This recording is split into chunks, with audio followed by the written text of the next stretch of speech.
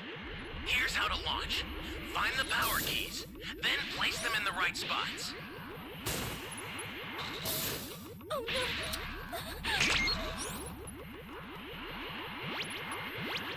This is bad! Somebody's down! Exercise extreme caution if you're going to help them. What the hell is going on over there? That was a piece of cake!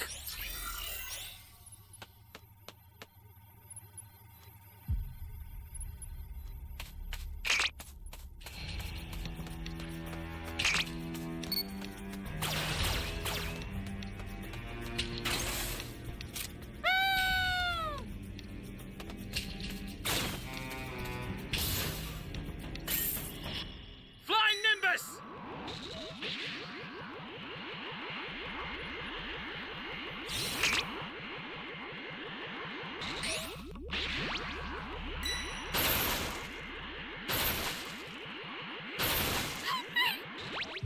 You found a power key. Go slot it. Thanks. Hey, great! You found another power key. Use it quick.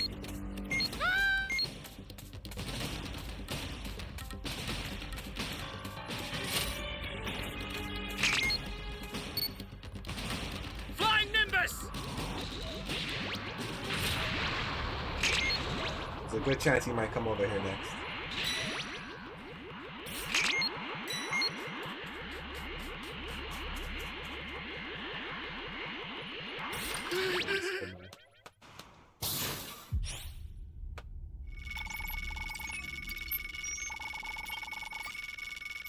You have my thanks. Ally down! If you intend to rescue them, watch out for enemies. An ally needs your help. We don't know what danger awaits. Think before rushing in. Ally down! Bro, these guys If you sold. intend to rescue them, watch out for enemies. All three of them.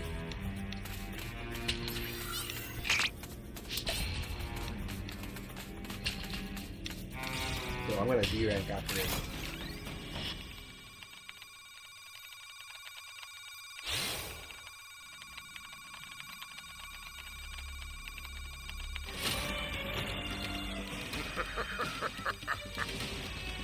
Probably gonna waste my time saving it. Flying Nimbus!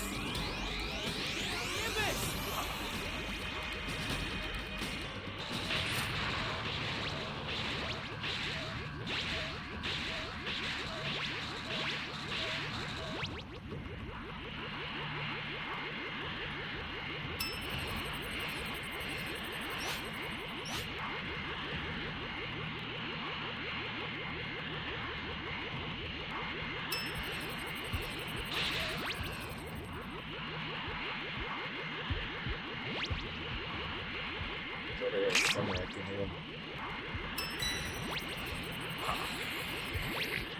That's face!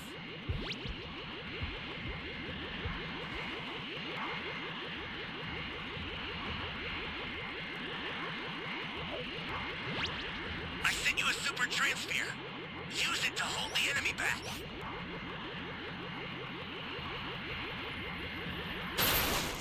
Welcome. Thank you.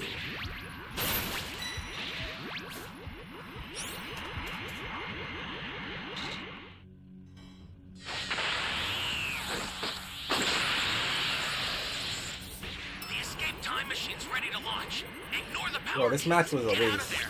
Honestly. There's a beacon where the blue light I don't know is. what happened. Do you see it? Head that way fast. Holy hell. Use it to get out of there.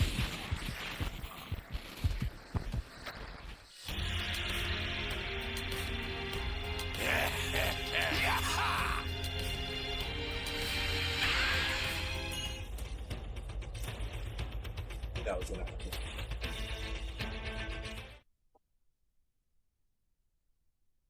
Bro, I'm still waiting on my Raider match.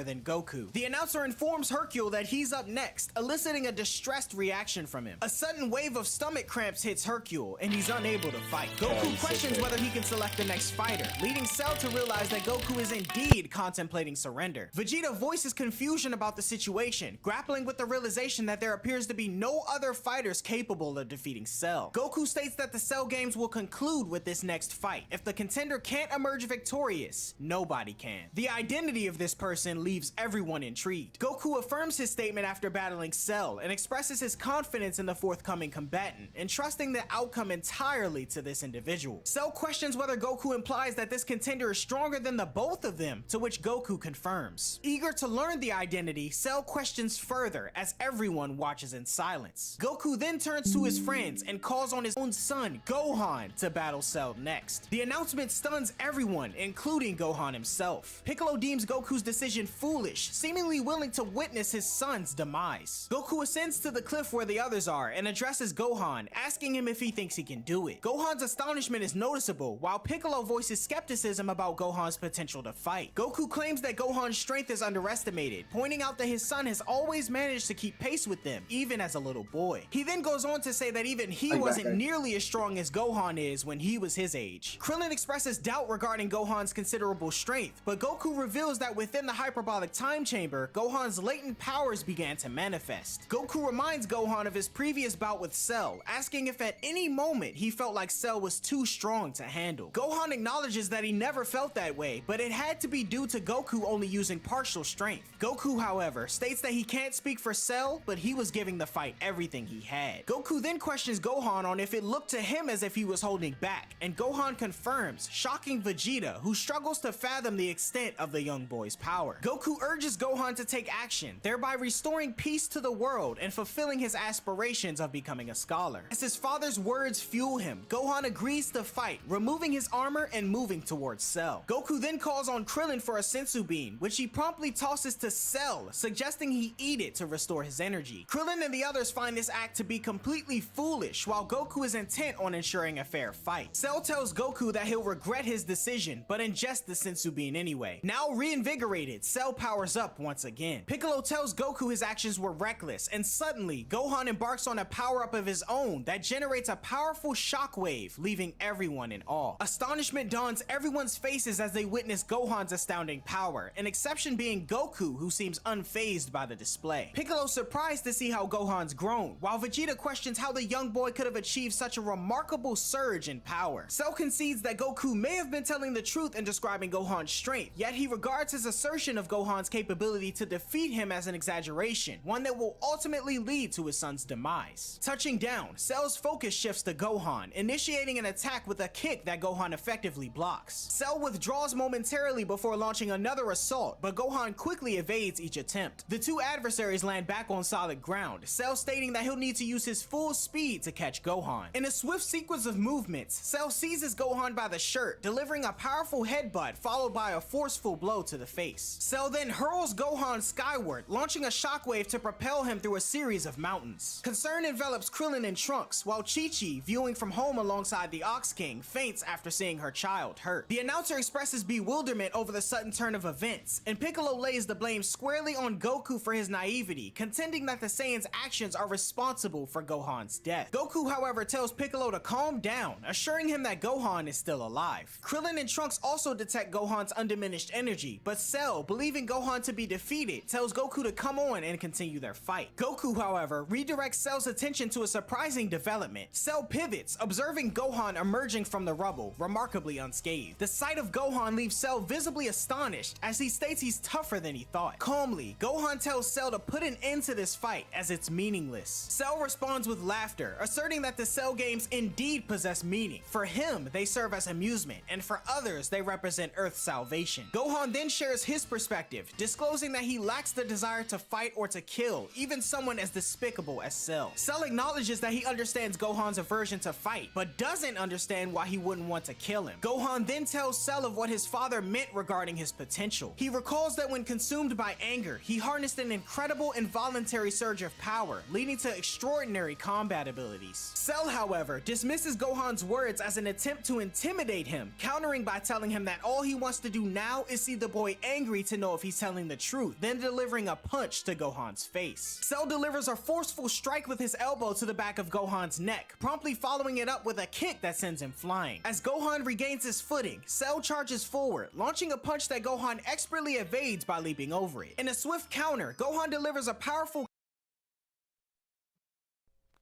Cell quickly rises, wiping a trace of blood from the corner of his mouth, determined to provoke Gohan's anger at any cost. Goku views Cell's attempt as advantageous, believing that Cell's efforts will trigger Gohan's dormant power. Suddenly, Cell launches a technique reminiscent of Frieza, a one-finger energy blast at Gohan, who narrowly evades each successive attack. Cell persists, firing a series of shots, with Gohan barely managing to avoid them all. Gohan successfully dodges one final blast, prompting Cell to close in and seize Gohan in a tight embrace, squeezing and inflicting excruciating pain on him. Cell continues to goad Gohan, pushing him to unleash his anger, but he refuses to do so. Despite Piccolo's urge to step in, Goku remains stern, asserting that Gohan's true power will only manifest if he gets angry. Goku reveals that this is the only means by which Cell can be defeated, and overhearing this conversation, the others are astounded by the potential of Gohan's power. Meanwhile, Cell maintains his grip on Gohan, persistently encouraging him to succumb to his anger. Piccolo then confronts Goku, expressing his concern and questioning if Gohan is aware of Goku's strategy. Piccolo suggests that Gohan's thoughts revolve around his father's apparent indifference to his suffering, perhaps due to prioritizing fairness in battle over Gohan's well-being. Piccolo tells Goku that despite his strength, Gohan's still a child, which prompts the Saiyan to second-guess himself. Eager to assist Gohan, Piccolo readies himself to intervene as Goku watches his son in awe. Goku then prompts Krillin to give him a Senzu Bean so he can help, but just as he was about to do so, Cell abruptly releases Gohan, stating he's persistent in his efforts to hide his true power. Cell guesses that if Gohan won't be enticed by his own suffering, perhaps the anguish of his friends will suffice. With determination, Cell sets a course toward Goku and the others, prompting Gohan to shout for him to stop. Cell ascends onto the cliff where the Z Fighters are. Swiftly seizing the bag of Senzu from Krillin's grasp, Cell asserts that they could get in the way of his plans before returning to Gohan's side. With an air of superiority, Cell contends that individuals like Goku and the others stand no chance against this might. Gohan questions Cell's intentions, prompting Cell to reveal his scheme. He aims to instigate Gohan's anger by inflicting harm upon his friends, banking on the unleashed power that accompanies Gohan's fury. Gohan tells Cell to stop, stating that he's unable to control his anger at will. However, Cell explains that this is why he'll hurt his friends. Cell looks toward the cliff, drawing concerned warnings from Piccolo, while Goku wishes he'd eaten a Senzu Bean when he had the chance. In a determined charge, Gohan lunges at Cell, only to be effortlessly kicked away. Cell urges Gohan to fully embrace his anger if he intends to harness its true potential, and suddenly, number 16 stealthily approaches from behind, executing an unconventional restraining hold on Cell. The unexpected move stuns everyone, and 16 reveals his plan to self-destruct, stating that Cell won't be able to survive a blast at such close range. Anticipation fills the air, yet the detonation fails to happen, perplexing 16. Krillin then yells to 16, stating that during his repair at Capsule Corps, Dr. Brief found the bomb in his body and removed it as he thought it was too dangerous. Cell's sinister laughter follows as he mocks 16, culminating a fatal blast that reduces the android to mere fragments on the battlefield. The severed head of 16 lands nearby, and Cell tells him that he's always been a failed creation as he kicks him over to the nearby rock, frightening Hercule and the others. Cell shifts his focus back to the cliff, his attention now on the Z Fighters. He states that it's their turn next and counts 7 of them altogether. With what was once his tail, Cell then creates many replicas of himself, naming them Cell Juniors. Cell commands his newly spawned minions to engage their adversaries on the cliff, dispatching them with ruthless intent. Amidst Goku's urgent warnings for everyone to be careful, Vegeta and Trunks power up to Super Saiyan, and Cell remains convinced that victory is impossible for the Z Fighters, confident that the Cell Juniors will prove to be unbeatable. The Cell Juniors reach the cliff and select individual targets. One of them singles out Krillin, evading his punch and delivering a forceful kick that sends him flying to the ground. Krillin lands on his stomach, and the Cell Jr. delivers a sharp knee to his back. In the midst of this chaos, Gohan thinks to himself that everyone except Trunks has been brought back to life with the Dragon Balls once already, meaning if anyone dies this time, it'll be forever. Exploiting Krillin's vulnerability, one Cell Jr. kicks him while he's down, while another strikes Yamcha's face, and another inflicts a powerful kick on Tien. Gohan's frustration simmers, and Cell detects a subtle rise in in his ki. Cell urges Gohan to observe the ongoing battles, noting that Vegeta and Trunks are the only ones able to put up a decent fight. Cell goes on to say that Goku used up all his strength earlier, so it's only a matter of time before he falls as well. Yamcha's arm is dealt a powerful blow, and although Vegeta lands a punch, the Cell Jr. retaliates just as fiercely. Meanwhile, another Cell Jr. forcefully kicks Tien and propels him backward. Another targets Goku, delivering a knee to his midsection as the Saiyan apologizes to everyone, stating he didn't think things would turn out this way. Witnessing the ongoing carnage, Gohan realizes the incredible dormant strength within him, but struggles internally, questioning how he can channel his anger effectively to defeat Cell. Amid the chaos, Hercule wonders what's going on, while the announcer suggests a hasty retreat. However, 16's detached head speaks with Hercule, asking him to take him to Gohan. Hercule is of course hesitant at first, realizing the danger of the situation, but soon changes his mind, feeling he couldn't possibly run away while the no-named fighters were out there protecting them. Clutching 16's head, Hercule runs over to Gohan, getting instructions from the android to toss him over when the time is right. As the conflict escalates, a Cell Jr. flings Krillin into the side of a nearby rock, another strikes Yamcha while he's down, and Tien crashes heavily to the ground nearby. Overwhelmed by the brutality of the situation, Gohan begs for the violence to stop as tears run down his face. Observing the boy's emotional turmoil, Cell surmises that more is needed to draw out Gohan's full potential. He then commands the Cell Juniors to stop playing and kill their targets, which shocks Gohan. The boy's anger intensifies, and Cell urges the Cell Juniors to continue their assault. Amidst the chaos, Hercule throws 16's head, which lands between Cell and Gohan. 16 then imparts his words of wisdom onto Gohan, encouraging him to embrace his anger, releasing his inhibitions and tapping into his inner strength. 16 then tells Gohan that there are those who words alone will not reach, and it's not a sin to fight for the right cause. While Cell mocks the wisdom of this advice,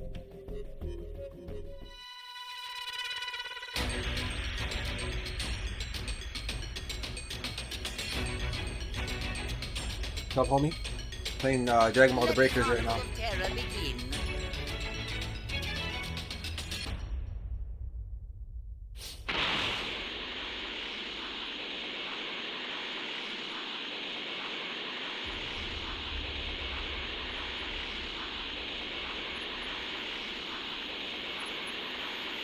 Give me the Dragon Ball.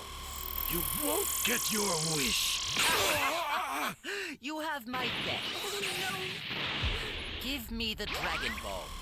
I'm sorry, everyone. You have my best.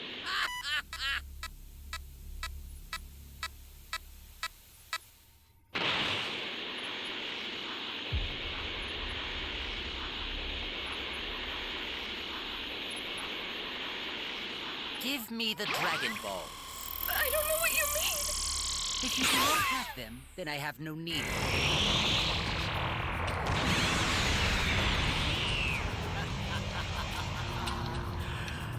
Careful now. This will be like before, and I won't be gentle. Where are the Dragon Balls? What do you mean?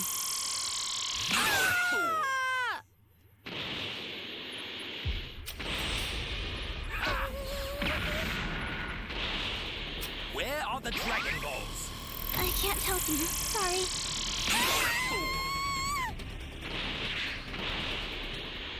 Damn, I lost that guy. Eradicate them!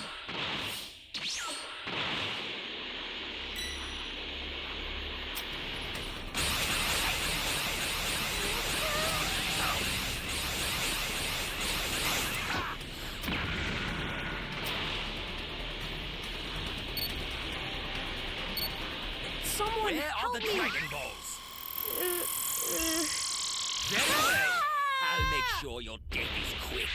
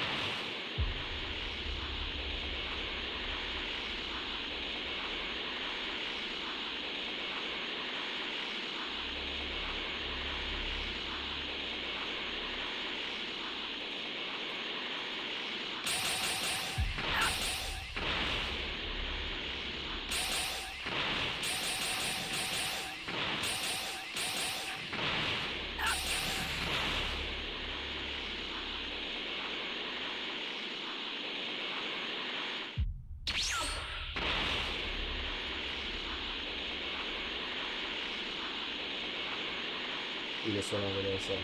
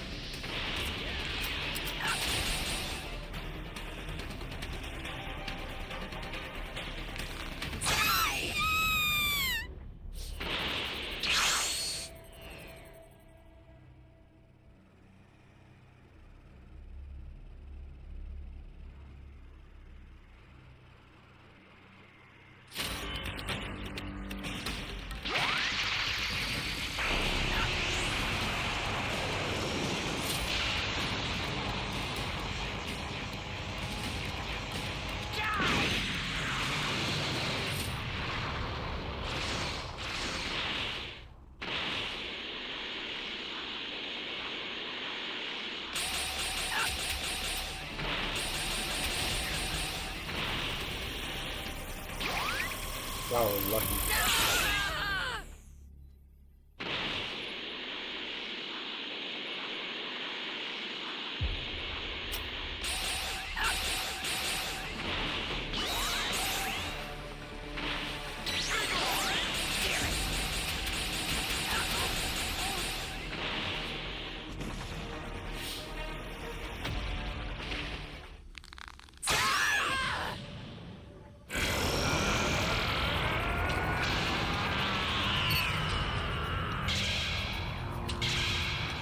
Well then, let's begin, shall we?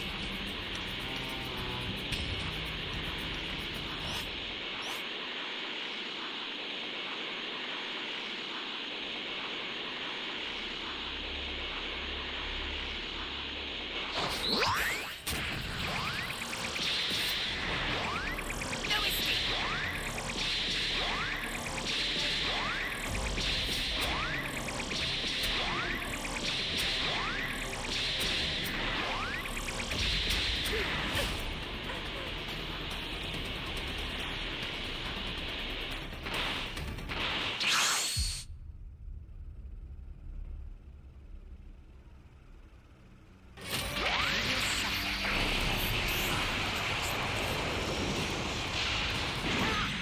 Well, I fucked up. I thought.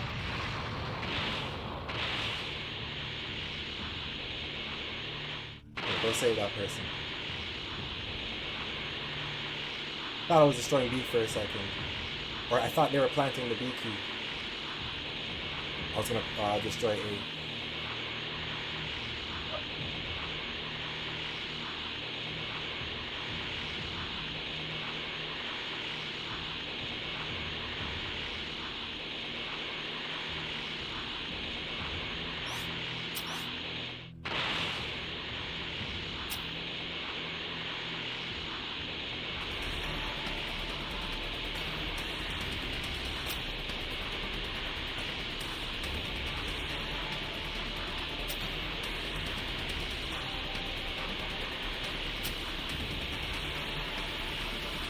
Why don't I try to destroy the time machine to get the extra medal?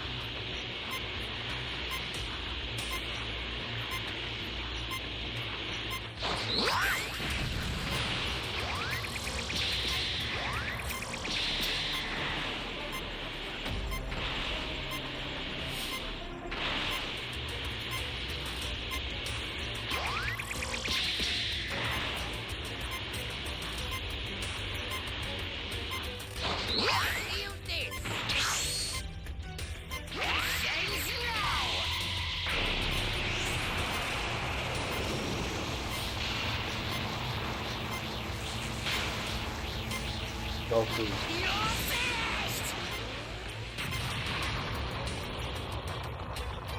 I will not now.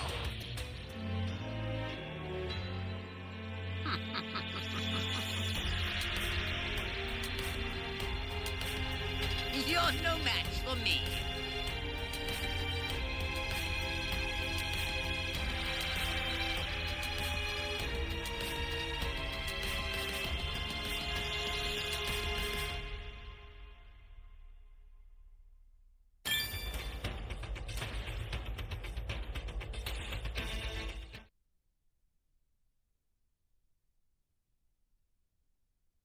He remains committed to his own course of action. In his final words, 16 tells Gohan to protect the life he loved, and he's crushed beneath Cell's foot. Just then, a hush descends as Gohan's composed demeanor shatters, giving way to an immense scream that accompanies a profound surge in his power. The earth quivers beneath the force, capturing the attention of spectators who are left in awe, their focus now fixated on the newly transformed Gohan and the remarkable outpouring of energy. Gohan's transformation is evident as his hair lengthens and straightens, retaining its characteristic upright appearance while his aura radiates with lightning. With unwavering determination, Gohan strides resolutely towards Cell, stating he and the Cell Juniors will pay dearly for what they've done. Cell finds gratification in witnessing Gohan's true power. However, Gohan quickly snatches the bag of sensu beans from his grasp and takes off, much to his surprise. Gohan touches down beside a Cell Jr. standing over Krillin. Swift and relentless, he neutralizes the threat with a single powerful swipe, severing the Cell Jr.'s head. The display leaves everyone, particularly Cell, in a state of shock, but Goku responds with a knowing chuckle, having anticipated this outcome from the very beginning. The remaining Cell Juniors converge on Gohan, only to meet their demise in rapid succession. Gohan dispatches them effortlessly, each with a single decisive blow. As the 7th Cell Jr. attempts to flee, Gohan pursues and effortlessly disposes of it, severing its upper body with a single strike. Cell's surprise becomes evident, and the other Z fighters stand in awe at Gohan's amazing power. Gohan then tosses the bag of sensu beans to Trunks, instructing him to take care of the others. Gohan lands alongside Cell, their gazes locked in an intense standoff. The gravity of the situation isn't lost on Vegeta, unable to fathom the unfolding events. After receiving a sensu bean from Trunks, Krillin learns that Gohan had retrieved the beans from Cell. Trunks suggests retreating to a safer distance, but Krillin is captivated by Gohan's newfound transformation. Cell questions if Gohan genuinely believes he can beat him, and in response, Gohan confidently states his capability to overcome Cell. Somewhat taken aback, Cell then confidently promises to unleash his full fury on Gohan. Yamcha, now healed along with Trunks, Krillin, and Vegeta, observe from a distance as Cell begins his power surge, causing a massive dust storm. As the dust settles, Gohan remains undeterred, while Goku remarks that Cell is now using his full power. Cell announces his intent to get serious, but Gohan remains unfazed, telling him he still looks weak, leaving Cell both shocked and amused. Without warning, Cell lunges at Gohan, landing a blow to his face. Gohan staggers momentarily, but seems mostly unfazed, much to Cell's disbelief. As Cell attempts another punch, Gohan deflects it, retaliating with a forceful hit to Cell's stomach. Reeling from the impact, Cell swiftly tries to strike Gohan, who effortlessly dodges and counterattacks with a powerful uppercut, launching Cell backwards. Bloodied and battered, Cell struggles to comprehend the immense damage he sustained from merely 2 of Gohan's hits, while Goku stands proud and Vegeta still in awe at what he's witnessing. Cell struggles to come to terms with the unfolding situation while Gohan approaches him. Attempting a kick, Cell tries to attack Gohan, but the Half Saiyan effortlessly blocks Cell's move. Seizing the opportunity, Gohan delivers a powerful kick to Cell's face, sending him skidding across the terrain. Rising, a mix of fear and disbelief are evident in Cell's eyes as Gohan comes closer. Struggling to fathom the existence of a being mightier than him, Cell's face fills with fear. However, a sly grin crosses his face as he hatches a plan, stating that he still won't lose. Ascending, Cell begins to channel all his energy into a Kamehameha directed squarely at Gohan below. The implication is clear: if Gohan dodges, the Earth will be destroyed. Panic ensues amongst the Z fighters, but Gohan remains composed. As Cell releases his massive energy wave, Gohan responds in kind, beginning with with a quiet Kamehame, and as the energy approaches him rapidly, he intensifies his cry, releasing his own wave. The power behind Gohan's attack repels Cell's beam, forcing it skyward and creating a shockwave that pushes 7 out of 8 everyone players. back. Cell is hit Hopefully squarely, Kyle with his versus energy him. beam eventually venturing into the cosmos. The aftermath reveals a severely damaged Cell, missing several limbs and part of his head, while Gohan stands confidently below, wearing a triumphant smirk. Cell is in disbelief at the overwhelming power before him, while Vegeta remarks on how Gohan managed to outdo Cell's already colossal Kamehameha with an even more immense one. Gohan maintains his confident stance, eliciting urgent cries from Goku to swiftly end Cell's reign of terror. Gohan, however, playfully retorts, as he figures ending Cell so soon wouldn't be fun, and he deserves to suffer more. Goku and Piccolo are taken aback by this unexpected sentiment from Gohan, and as Cell begins his regeneration process, Goku emphasizes that Gohan is the only one who can defeat him, and he should hurry before Cell does something drastic. Gasping for Gohan's getting breath, too an cocky for enraged real. Cell lets out a furious scream. His body enlarges in fury, showcasing his immense muscles. Landing, he reveals a deranged smile and declares he'll never lose. As he lunges at Gohan, his attacks are easily evaded. Trunks points out that Cell has taken on a form prioritizing raw strength over agility, recalling it as a tactical error he'd been warned against in the past. In an unexpected turn of events, Gohan rushes in and viciously kicks Cell in the face, contorting his already bloody demeanor with a crack now evident in his head. Cell contorts in discomfort and regurgitates number 18 from his body, much to the surprise of the Z-Fighters. This causes Cell to revert to his previous form, prompting Gohan to mock the monster as his power decreases, infuriating Cell further. As Cell screams in anger, his body begins to swell and inflate dramatically, catching Gohan's attention. The scene is thick with tension as everyone tries to comprehend the situation. However, Goku senses imminent danger. With a sinister laugh, Cell reveals his plan to self-destruct within 1 minute, taking both Gohan and everyone else with him. He taunts Gohan, who planned to intervene, claiming any assault would hasten his explosive end. As Cell continues to swell with energy, the countdown ensues and panic grips the group. Gohan is filled with regret, recalling Goku's prior warning about eliminating Cell quickly. Blaming himself, Gohan despairs at the dire predicament they're now in. As the clock ticks down, Trunks speculates they have only 10 seconds, while Piccolo grimly acknowledges the Earth's impending doom, and Cell revels in their despair. Suddenly, a determined Goku looks at his companions and offers a resigned smile. He states that he only knows of one way to save the Earth and bids a farewell to everyone. In a blink, he vanishes, leaving Krillin to fearfully speculate his intention. As Cell gleefully counts down the final moments, savoring Gohan's distress, Goku re-emerges, touching Cell's grotesque form. He offers words of encouragement to Gohan and an apologetic message for Chi-Chi before teleporting once more, this time taking Cell with him. Those left behind, Gohan, Krillin, Vegeta, Piccolo, Trunks, Yamcha, and Tien, watch in various states of emotion. Elsewhere, on King Kai's planet, the Kai registers On shock Gohan's as fault. Goku and Cell suddenly appear. Goku hurriedly apologizes as he had nowhere else to go, but before more could be said, Cell detonates, taking the Kai, his planet, and Goku with him. Back on Earth, the group is in disbelief, especially as Piccolo notes the disappearance of Goku's life energy. Gohan lets out a heart-wrenching call to his father, slamming his fist into the ground. Meanwhile, the announcer is puzzled, questioning Cell's sudden disappearance. Approaching the devastated Gohan, Krillin confronts him, emphasizing that both he and Goku have successfully ended the threat. Gohan reflects, regretting not heeding his father's advice earlier, but Krillin, while trying to uplift Gohan's spirits, reminds him of Earth's safety. He then collects the unconscious number 18, telling Gohan that Goku died with pride, reflecting on his son's growth. Elsewhere in the afterlife, Goku, now sporting a halo with Bubbles and King Kai, expresses remorse for his actions. The trio, hovering beside Snake Way, discuss their current predicament. An irate King Kai berates Goku for sacrificing him for the Earth. Goku, however, apologizes once more, justifying his split-second decision. A curious Goku questions Cell's whereabouts, speculating if he ended up in hell. King Kai then has an alarming realization, as all souls must first face King Yama for judgment, which implies Cell might still be alive. On Earth, Vegeta confronts Krillin about his intentions with the android, urging him to end her. Krillin, however, sees good in her and refuses. Their discussion is cut short by a sudden disturbance, as a large smoke cloud appears, much to everyone's surprise. Recognizing the familiar energy signature, the group is horrified as a beam pierces Trunks through the chest, knocking him down to the ground. Emerging from from the haze is Cell, now with an aura similar to Gohan's powered up state, leaving everyone in shock. Cell begins to explain how he survived thanks to the resilience of his core, a small nucleus within him. He shares that as long as this nucleus remains intact, he can regenerate no matter the damage. Despite being unsure of his recovery after the explosion, he was fortunate that his nucleus remained undamaged. He reveals that his body also regenerated to its perfect form without number 18, and even beyond, attributing this to his Saiyan cells as they amplify one's power after near-death experiences. He also discloses that he mastered Goku's instant transmission technique,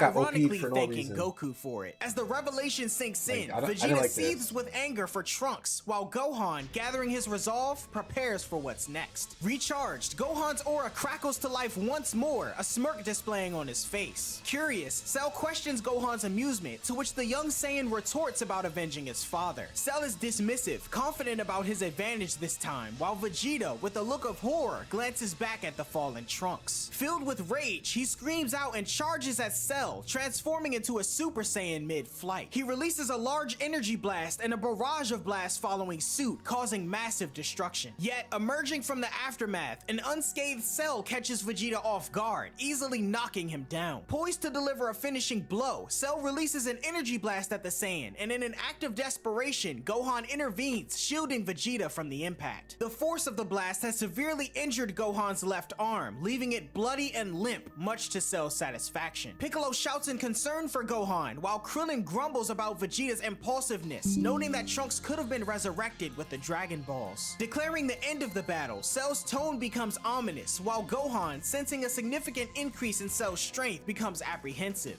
Piccolo inquires about any remaining Senzu beans, but Krillin reveals they're all gone. Preparing for another Kamehameha, Cell vows to completely annihilate the Earth. As Cell powers up, a troubled Gohan braces for what comes next. Internalizing his failure, Gohan reflects, apologizing to his father for letting him down as he couldn't protect the Earth. Vegeta, regaining consciousness, expresses his regret for becoming a hindrance and apologizes to Gohan. Observing Vegeta's uncharacteristic apology, Gohan looks in surprise, realizing that Vegeta must know that they have no chance of winning. Meanwhile, Piccolo screams, realizing the gravity of the situation, and curses their lack of power. As Cell gathers energy for his blast, the Earth trembles and he boasts about possessing enough energy to destroy the entire solar system. Around the world, citizens panic due to sudden tremors. The announcer at the battlefield describes Cell's radiant and alarming aura, while Hercule dismisses it as an illusion. Cell challenges Gohan for one final defense, but Gohan, void of hope, acknowledges the futility of any resistance. Cell then mocks Gohan, anticipating a swift conclusion to the battle. However, a voice appears from thin air, telling Gohan not to surrender. Gohan searches for its source, learning that it's his father communicating from the afterlife, urging him to unleash a full-force Kamehameha. Despite Gohan's objections due to his injuries and diminished strength, Goku assures him of his potential. Cell, misinterpreting the situation, thinks Gohan's lost his mind and is talking to himself. Goku's comforting words and encouragement spark new hope in Gohan, who apologizes for being the cause of his father's demise. Goku, however, brushes off the guilt, conveying his contentment in the afterlife and wishing Gohan a fulfilling life. Determined, Gohan adopts a stance that astonishes all, especially his comrades. With a single-handed gesture, he begins to charge up his Kamehameha, mirroring Cell's energy. Despite Piccolo's doubts about Gohan's capabilities given the visible differences in their power levels, Gohan releases his Kamehameha in response to Cell's. In this intense moment, an apparition of Goku, hands positioned for the blast, appears to support his son. The two colossal Kamehameha waves surge toward each other, and recognizing the imminent danger, Piccolo urges everyone to evacuate. Krillin assists 18, while Tien and Yamcha tend to Trunks' lifeless body. As the beams clash, an enormous explosion ensues, ravaging the landscape as Earth trembles from the immense force exerted by both Gohan and Cell. Piccolo fears the worst, while Cell exclaims he'll finish everyone off now. Urging him forward, Goku tells his son to push on and let his power explode. Gohan responds, asserting he's giving it his all, but Goku counters, stating he's holding back as he's worrying about the Earth. He tells Gohan not to worry, as any damage done can be fixed by the Dragon Balls. In a climactic twist, Cell, about to declare victory, is unexpectedly struck in the face by a beam in the distance. He finds an emboldened Vegeta responsible for the attack, and seizing the moment, Gohan channels every bit of energy into his Kamehameha,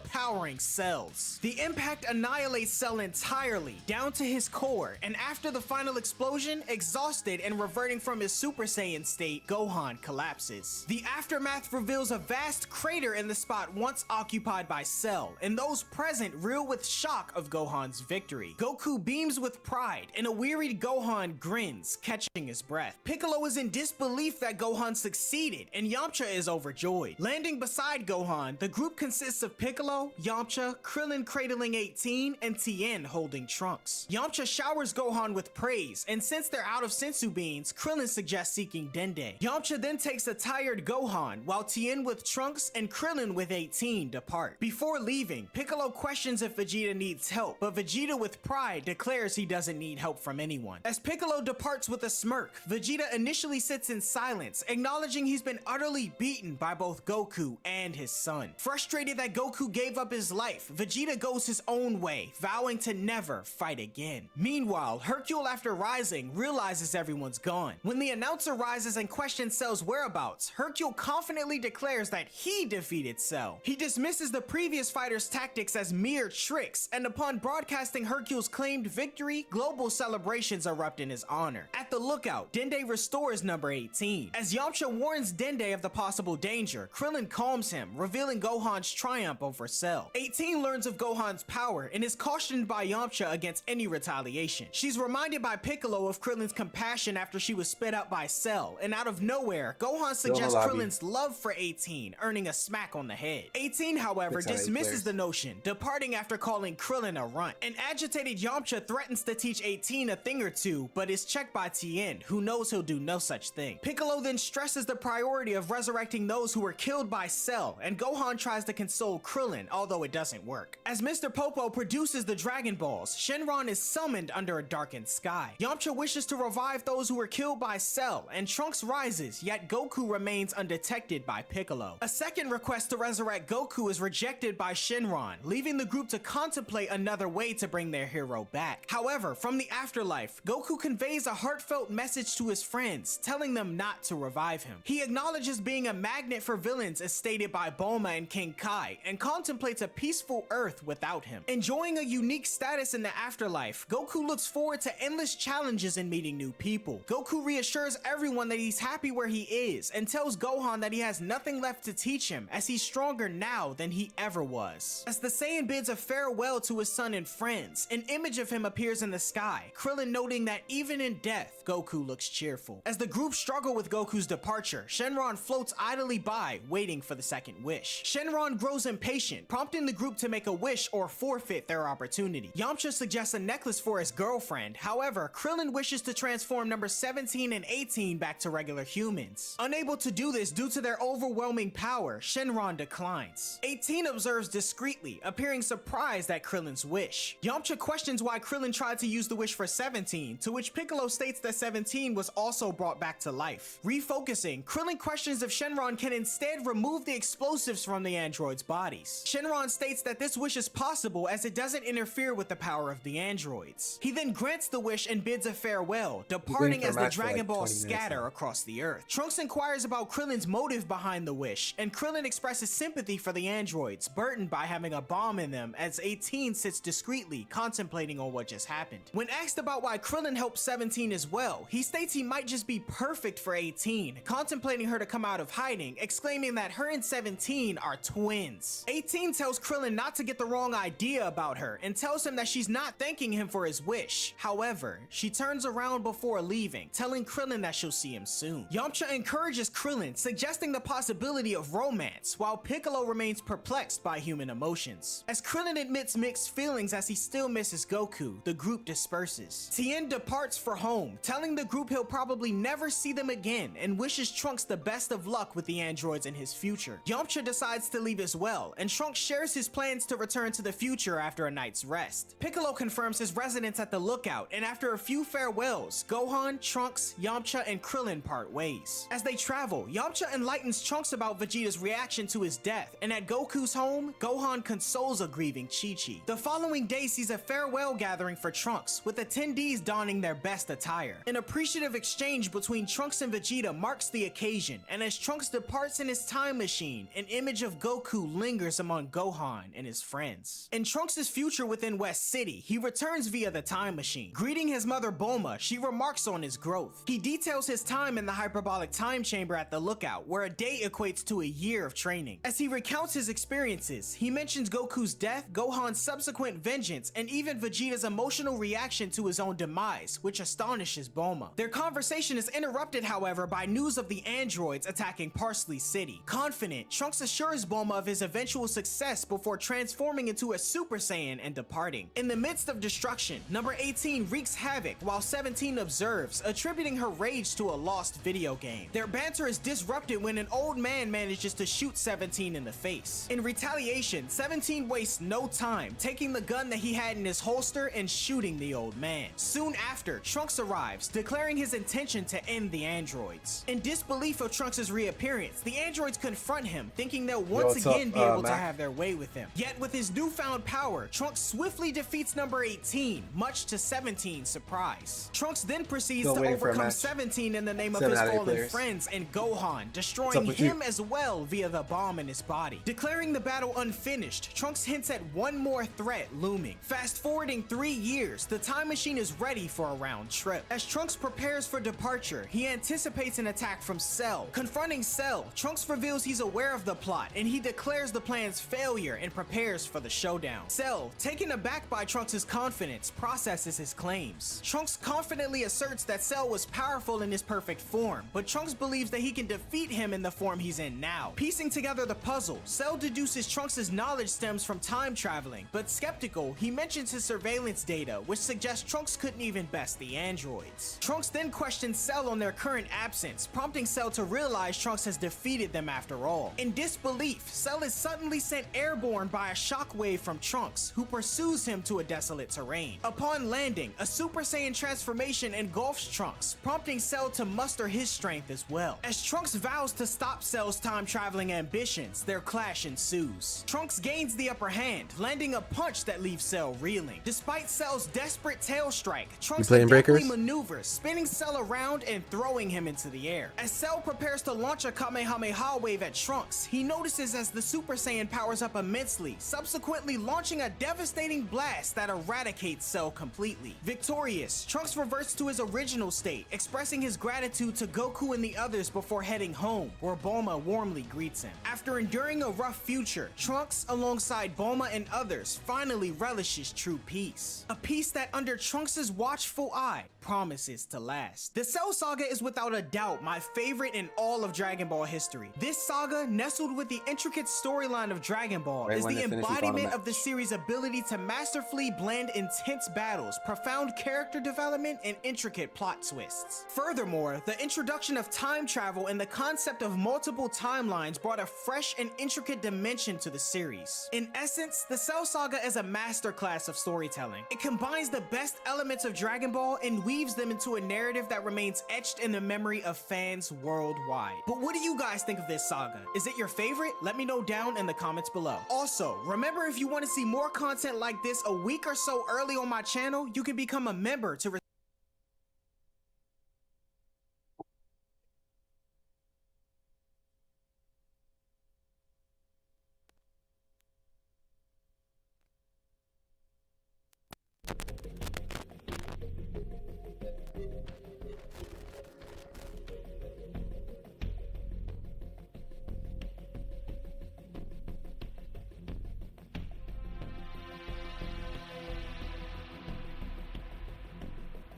with the Frieza 3-1.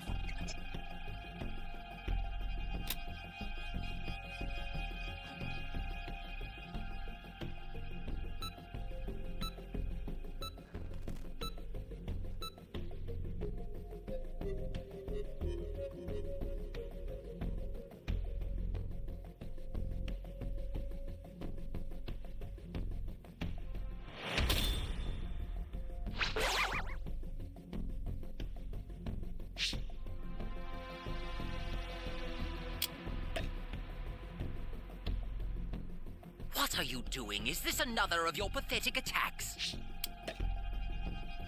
I intend to rid the universe of every last one of you.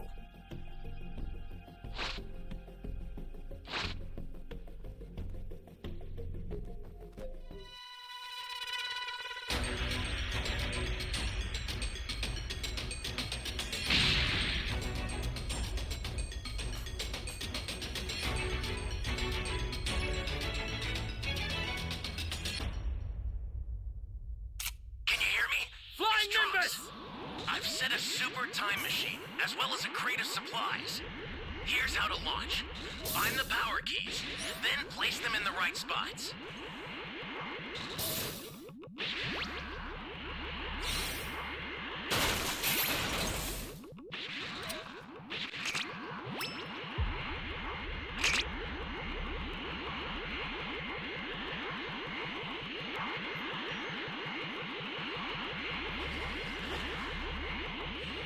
You found a power key. Go slot it.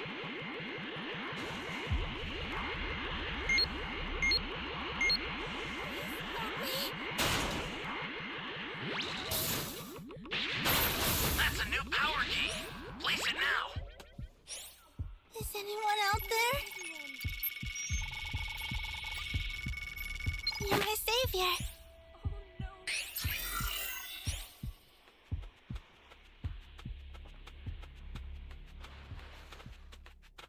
Stick drift is crazy right now.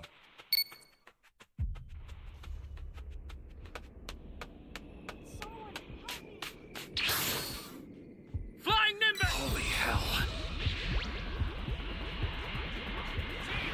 Oh, man. Hey, great! You found another power key. Use it quick.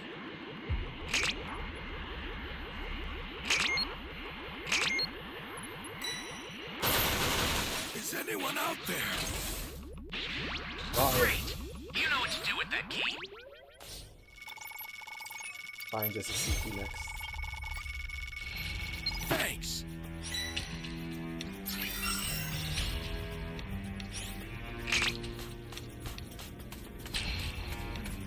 Welcome.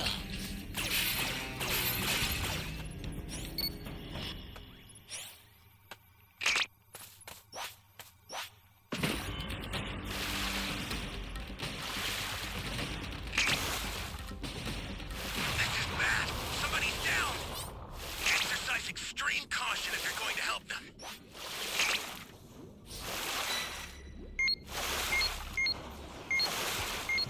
Flying Nimbus!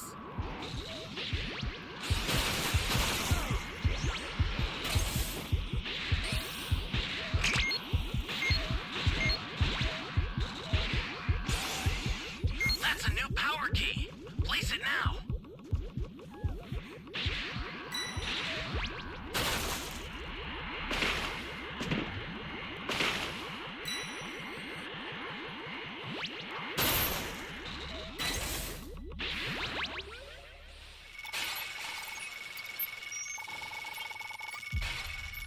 Thanks.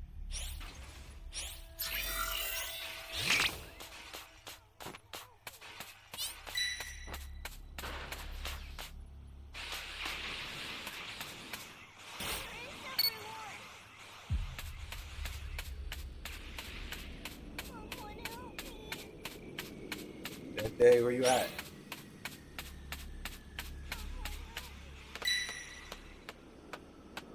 Bro, I can hear this guy, but I don't fucking see where he's Flying at. Nimbus!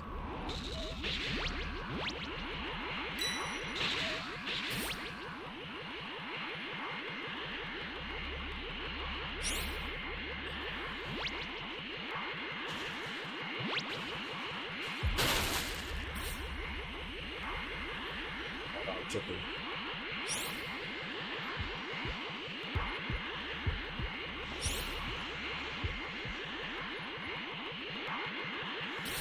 Unless he got saved already. Let's try to plant this key. Holy hell. Access the startup system from the central area. Just a little more to go, then you're done. Oh, man. Holy hell.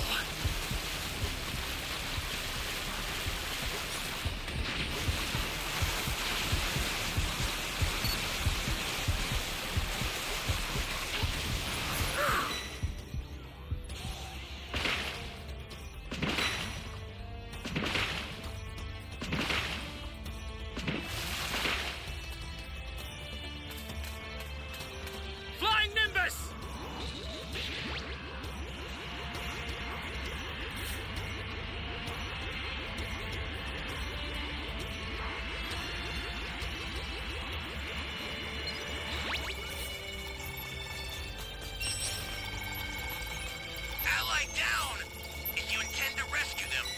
out for enemies.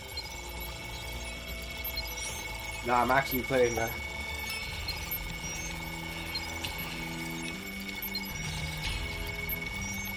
We lost play though.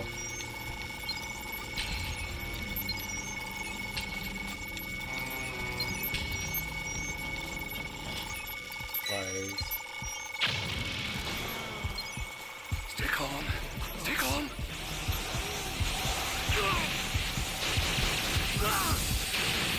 I'll send some supplies to help. Make good use of them.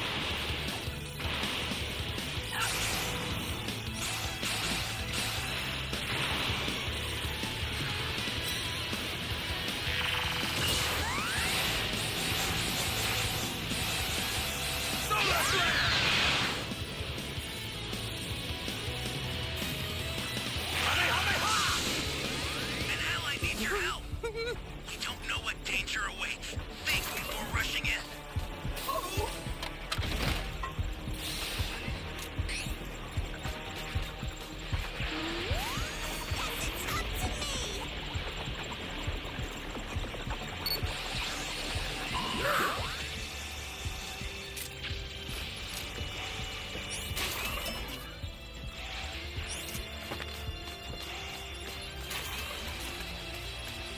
Okay. I have no shield, but I'm level 3. He goes in on full fight.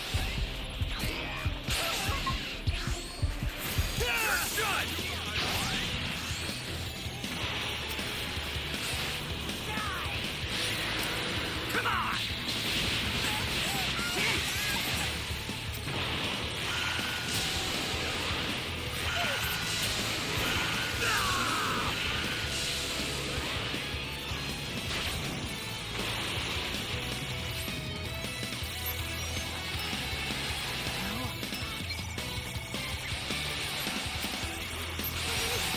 Got it.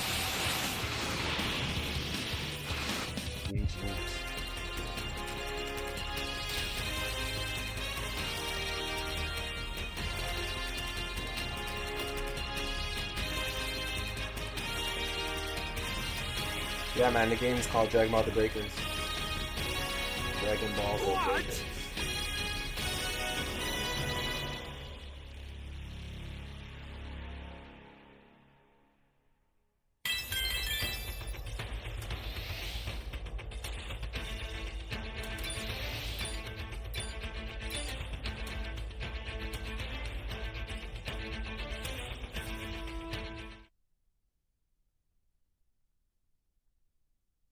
I think I won my last Survivor match, and then I won my Raider match, and then I won this Survivor match. So I think, yeah, I guess you can say.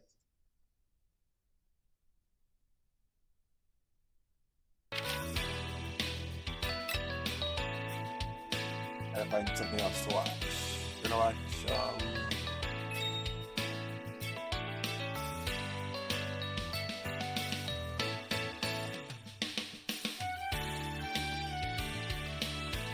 Superhero arc.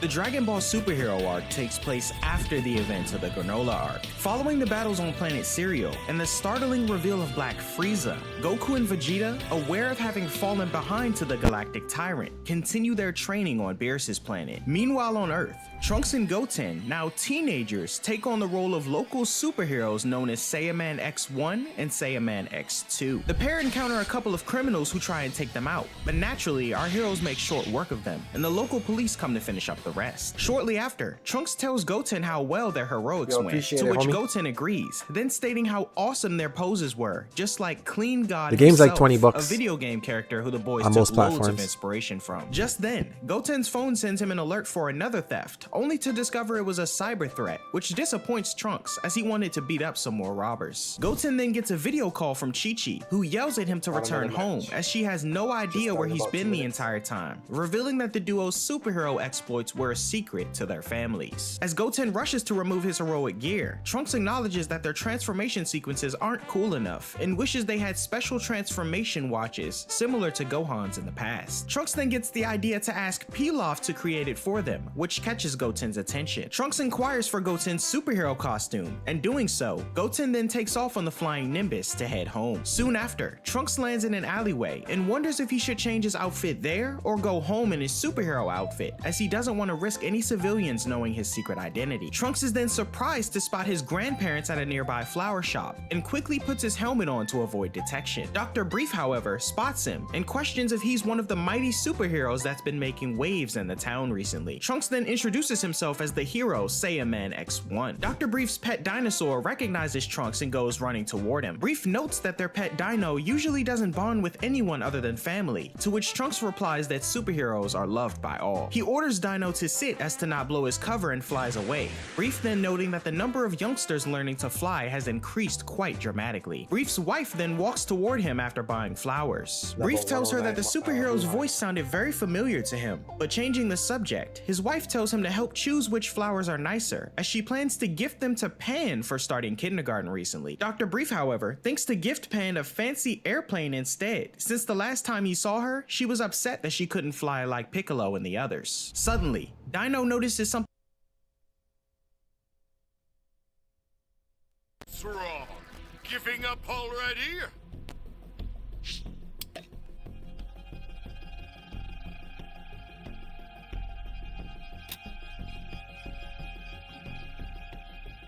Very good. I'll catch them off guard.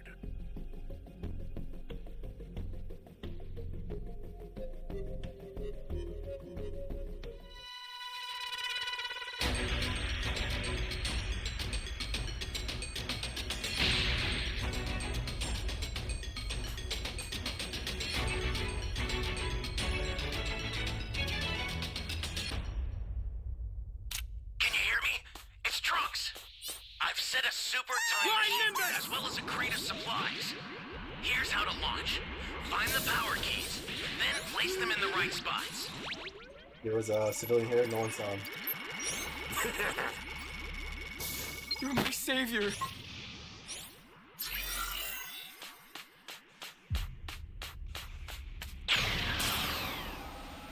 All the time people come back to this game.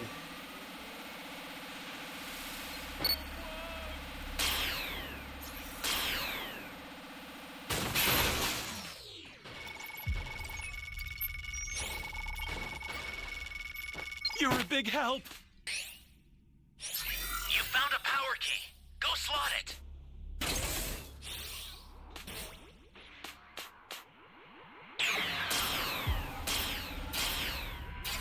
That's a new power key. Place it now.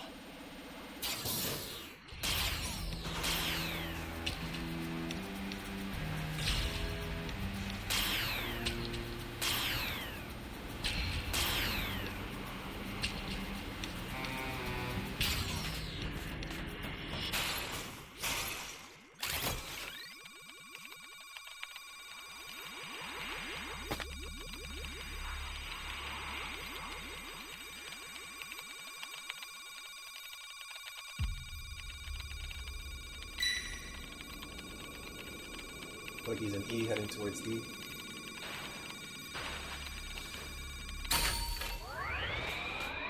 Flying Nimbus!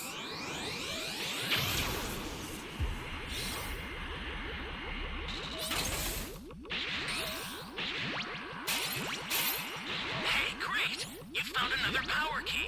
Use it quick.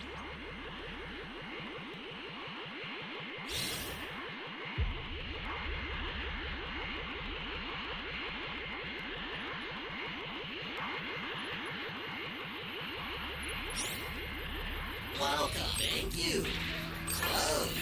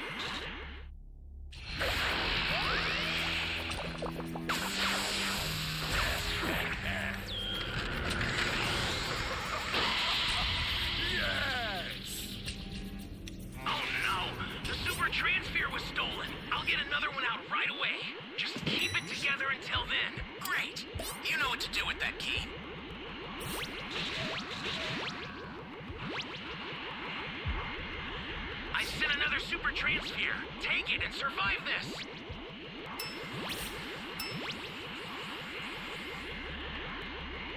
What happened there? Ally down! If you intend to rescue them, watch out for enemies.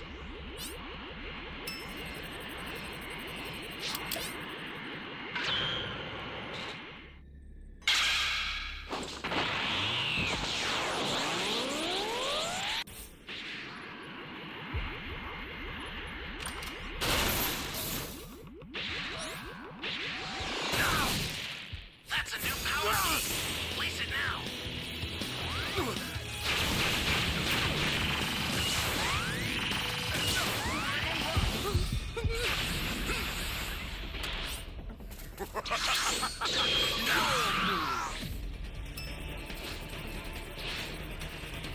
I don't know what the fuck happened there, bro. I was just looking for the D key. What's wrong? Giving up already?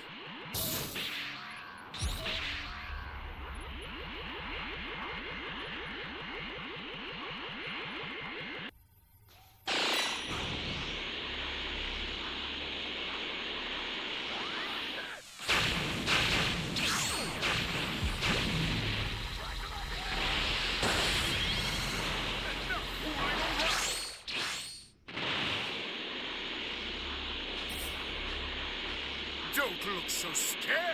I'll finish you off soon enough.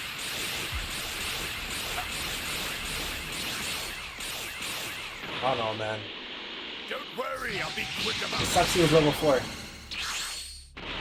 it was level 3, I could have got revived. This isn't fair. You're only this strong because you transformed. How do you like this?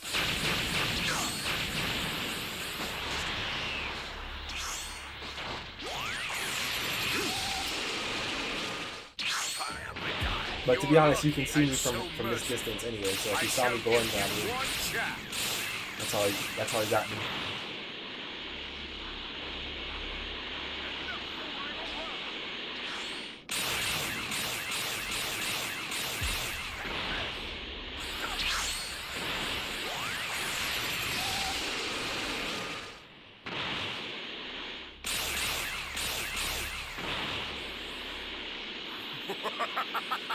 Your move. The startup system for the super time machine is ready. Head there now. An ally needs your help. We don't know what danger awaits. Think before rushing in.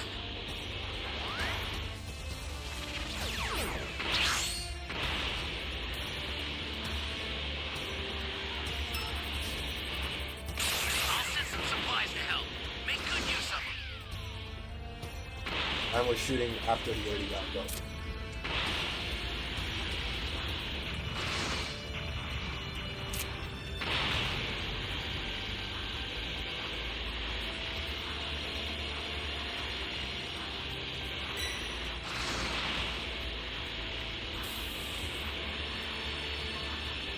The startup system's under attack. It's dangerous, so tread carefully if you want to get closer.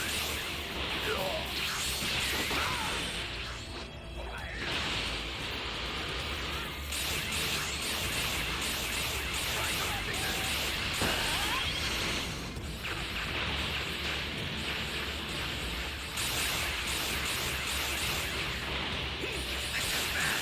Somebody's down. Exercise extreme caution if you're going to help.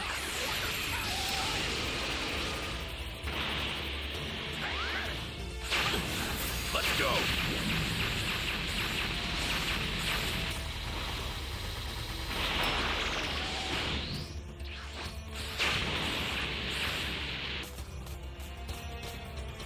An ally needs your help. We don't know what danger awaits. Think before rushing in.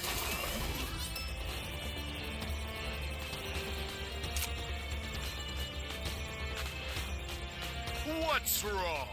Giving up already?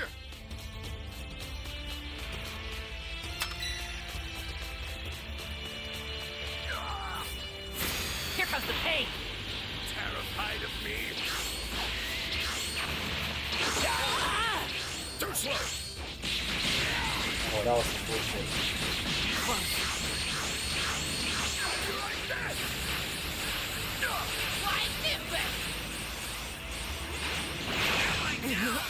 If you intend to rescue them, watch out for enemies.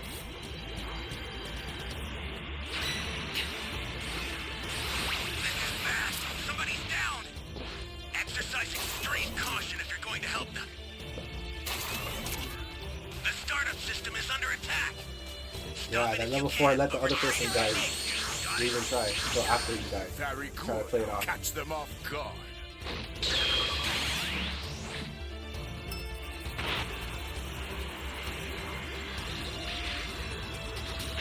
You're lucky I'm so merciful. I shall give you one chance.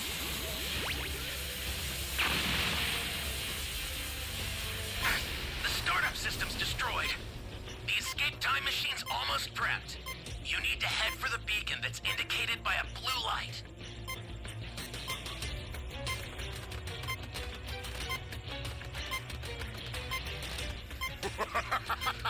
Your move. After him!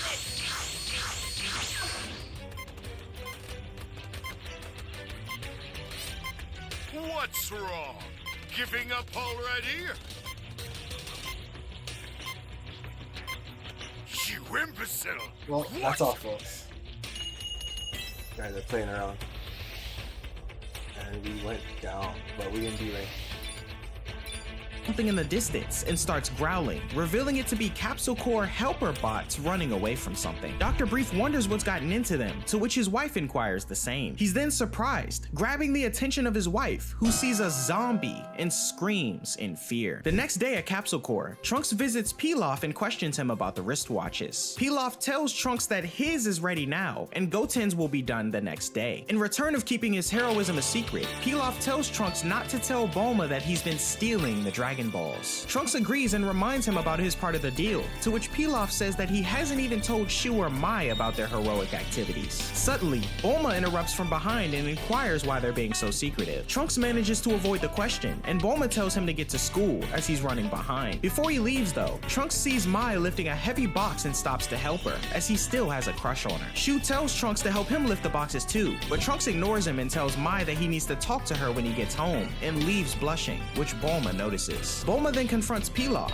telling him that the security cameras caught him stealing the Dragon Balls from her room. She demands him to return them immediately, to which Pilaf agrees. Later, Trunks arrives at Blue Hall High School and sneaks into his classroom from the window. However, his teacher spots him and gives him a tardy slip for being late. As the class session continues, Trunks' friend Compass questions why he's been late, to which Trunks replies that he's been busy with some after-school work. Compass assumes it's related to Capsule Corps since Trunks is destined to become the next president of the corporation, but Trunks lets him know that he doesn't want to run a company and needs more excitement in his life. Sometime after class, Trunks' friends Scale and Rula take him up on his comment, inviting him to Mount Butterfly with them as a dare since the school hockey players reported sightings of ghosts there. Trunks backs out saying it's too silly for him, but in reality, he's afraid of ghosts and ghouls. After school, Trunks invites Goten to come over and play the Clean God video game. Trunks states that playing games are great and all, but he'd much rather be kicking butt in real life with criminals, to which Goten responds that he's excited to get his transformation watch. Trunks tells him that he gave his own watch a test run already, but rather than fight crime, he flew to the movie theater to buy 2 tickets to the Clean God movie. Goten thinks that one of the tickets are for him, but Trunks tells him that he wants to go with Mai instead, surprising his friend. Trunks makes his way to the Capsule Corps lab and questions if Mai can go to the movies with him on Saturday, but she rejects it, as everyone in the lab is busy fixing the helper robots. Trunks questions why so many robots suddenly need fixing, to which Shu tells him that word around town is the robots became disobedient and ran away from their owners' houses. Pilaf believes that this is no malfunction though, as it must have been caused by someone tampering with the robots. Trunks then inquires if Mai will get the Saturday off if he resolves the issue himself, to which Pilaf confirms, prompting Trunks to rush back to Goten, and the two prepare for a new mission. Night falls, and as the boys traverse the city streets, they don't see anything suspicious in the area. Goten mentions that there have been reports of ghost sightings though, to which Trunks shivers in fear, prompting prompting Goten to question if he's scared of ghosts. Trunks states that as the son of a scientist, he doesn't believe that ghosts are real, to which Goten reminds him that both Goku and Vegeta both died before and came back as ghosts to the real world. Trunks says that's not the same thing, and suddenly bumps into a stranger. He looks up and notices that he has a face of a zombie and squeals, running past Goten and hitting his watch on a nearby light pole. Goten notices the zombie-faced man using the click of a button on a remote of his, which causes a nearby helper robot to malfunction and take off on its own. Trunks then says that the man was probably wearing a mask to scare people, and suddenly a car passes by the boys with bright lights, blinding them. They suspect the culprit is inside the car and decide to follow it, leading them to the mansion rumored on Mount Butterfly, where ghosts are supposedly sighted the most. Trunks is scared and wants to come back at daylight, but Goten wants to continue, reminding Trunks that solving this case would allow Mai to go on a movie date with him, motivating Trunks to overcome his fear and get ready for action. Trunks and Goten sneak up and look through a window of the mansion, and to their surprise, find out that the Capsule Corps helper bots were reprogrammed to work in the factory they're now witnessing, making sushi as it was apparently popular in the West Capital recently. Suddenly, another zombie-like stranger notices intruders and stomps toward Goten and Trunks, but he actually spotted Trunks' friends instead, as they decided to go through with their dare and visit the location themselves. The stranger chokes Compass, threatening to beat him, and Trunks tells Goten to wait outside as he transforms into Saiyaman X1 and goes inside to save everyone. Trunks arrives in the nick of time to save Compass as he knocks him out of the zombie's hand. Much to everyone's surprise, another zombie dressed in football gear questions who the hero is, to which Trunks' friend Scale interrupts his introduction, exclaiming he's a major fan. The rest of the zombies then gang up on Trunks as they don't want any witnesses to their location, but he easily sends them flying with a barrage of quick attacks. Trunks hits the leader of the bunch with an up-cycle punch, but it has no effect. The zombie then stating that he was built different than the others, and that he could withstand the impact of punches like those all day long. Undeterred, Trunks then gears up to try out another one of his finishing moves, but his watch malfunctions, revealing his identity to all his friends. Goten,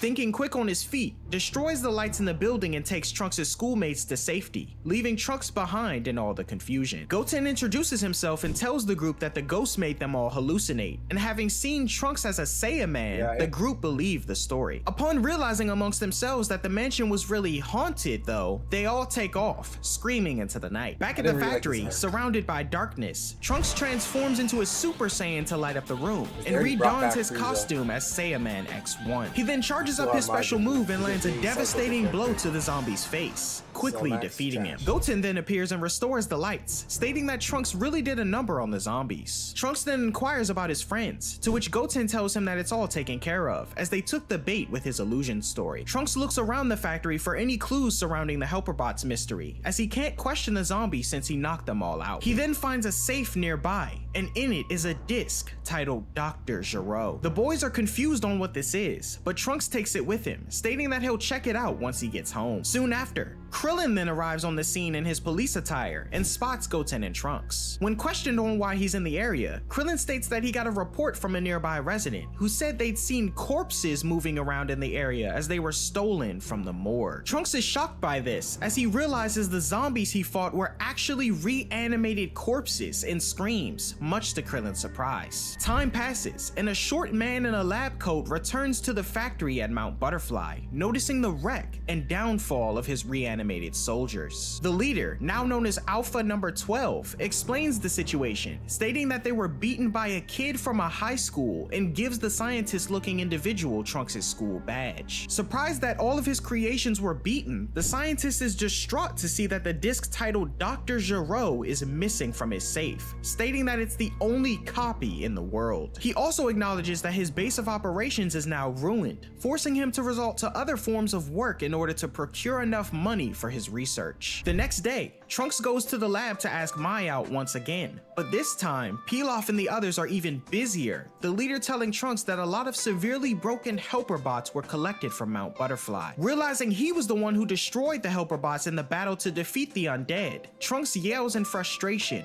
confusing Mai. A few days later, Trunks attempts to access the mysterious disc on his computer, but can't get through the security system. He then decides to use his mom's computer as it might be more effective, and manages to access it, now able to view the data for Cell, although he's not entirely sure what it is. Soon after, the computer beeps and unleashes a virus loaded on the disk by the scientists to protect the data. Trunks attempts to remove the disk and try to save the laptop, but fails as Bulma storms in his room, scolding her son for breaking yet another one of her personal belongings. Trunks' little sister Bola, however, approaches the laptop and manages to fix it instantaneously, shocking Trunks. Bulma then tells Trunks that she's got a special job for him, and we see Mai in a uniform, now enrolled in school. To avoid suspicion given her childish appearance, the two head off and arrive at school, where Mai is introduced to the class, some students in agreement that she seemed very mature and beautiful. She sits next to Trunks, where a few students question her about her living situation at Capsule Corps, to which she responds she lives there as an employee while attending school. Trunks' friend Scale then questions whether Mai has a boyfriend or not, to which Trunks cuts in, abruptly telling him that she doesn't. Just then, another student is introduced to the class, announcing his name is Beta, and Trunks' friend Rula cuts in to help him to get up to speed in class, as she finds him attractive. As the two begin talking, Mai takes an unusual interest in Beta, which Trunks notices. Time passes and gym class starts, and Trunks demonstrates his extraordinary abilities on the basketball court to impress Mai. However, Beta comes from behind, takes the ball from Trunks, and heads toward the basket. Irritated by the sudden turn of events, Trunks uses his super speed to block Beta from scoring, much to the surprise of his classmates. However, Beta manages to get by Trunks and score, upsetting the Half Saiyan. As Mai sits in observation, a close-up shot at Beta's eye reveals that he's been transmitting the video of his encounters to none other than his creator, the scientist whose new hideout is near a port. Witnessing Trunks' super speed, he questions his alpha soldiers on if Trunks is the one who beat them and stole the disc. However, all they can remember was a blonde kid on account of their rotting brains, and the scientist, now known as Dr. Hedo, states that he regrets not installing surveillance cameras at the Mount Butterfly factory. Hedo says that their only clue for now is that the culprit has superpowers capable of taking down androids, and commands his creation, Beta number 1, to hunt him down, to which the android confirms. As we cut back to class, Mai glares at Beta intently, but Trunks cuts in, telling her that the boy's victory over him in basketball was just a fluke,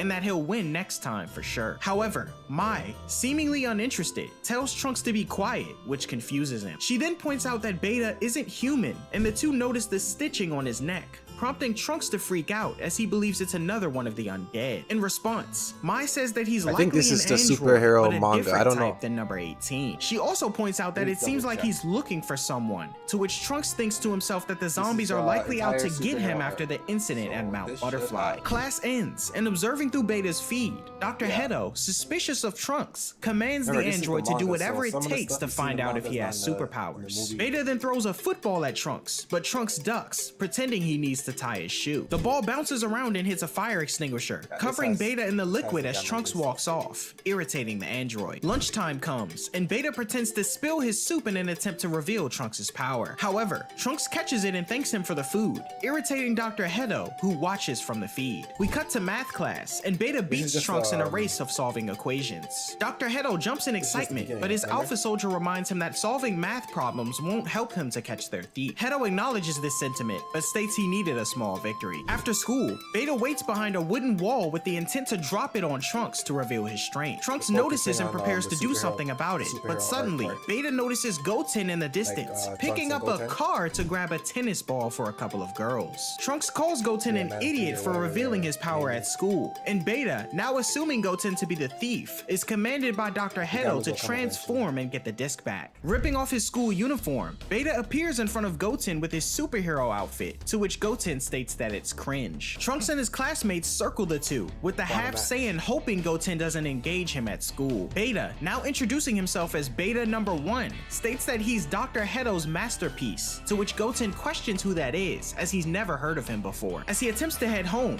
Beta rushes in to attack, and Goten dodges. Beta throws a few more punches and kicks at the Half Saiyan, but Goten manages to evade them all, as Trunks' friend wonders if a show of sorts is going on. Beta commands that Goten return the disc that he stole, which confuses him, and Beta continues his assault. Trunks acknowledges that this android is far stronger than the zombies he's fought before, and tells Mai to hold his bag for him while he runs to the restroom. Beta chases Goten around school and prepares to land another blow to the Half Saiyan, but just as Goten decides to stop running and fight back, The punch from Beta is blocked, revealing our hero once again, Saiyaman X1. Through Beta's feed, Heto's Alpha Soldier recognizes the hero, exclaiming that X1 is the one who beat them all up, and Dr. Heto tells Beta to attack him instead. The two exchange greetings, but before they begin, X1 gives Goten his transformation watch, as it was finished in the morning. Suddenly, Beta catches X1 off guard and lands a blow to his stomach. Unfazed by his attack, X1 smiles and throws Beta onto the school football field, where he lands a down cycle kick and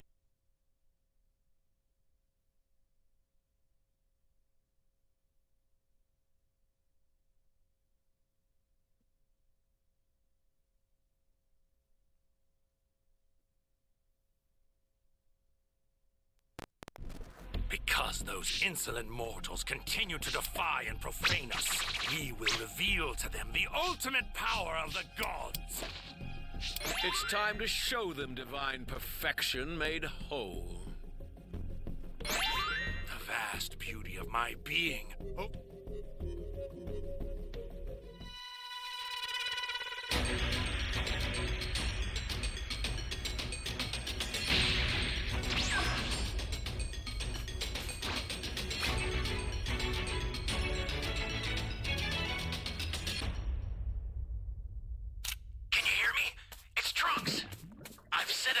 Time machine, as well as a crate of supplies.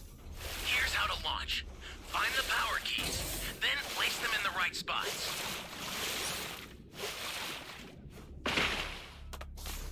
Flying Nimbus! You found a power key. Go slot it.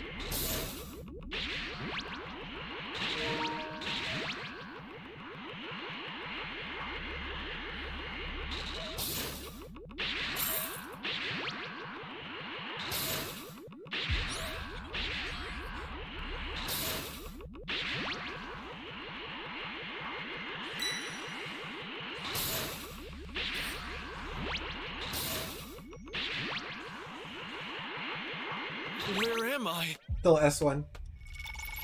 This is bad. Somebody's down. Exercise extreme caution if you're going to It help lost them. a few matches, won a few matches, so it's balanced itself out. Calm. Went up, went down, went back up.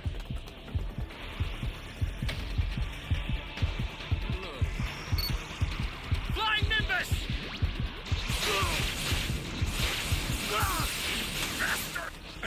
Then we could have done it. He sensed. You'll see the tense and That's a new power key. Together. Place it now. Justice. From the gods came the universe. It exists for us alone. The holy domain, as the gods create. Oh, thanks. Great. You know what to do with that key. This is not good.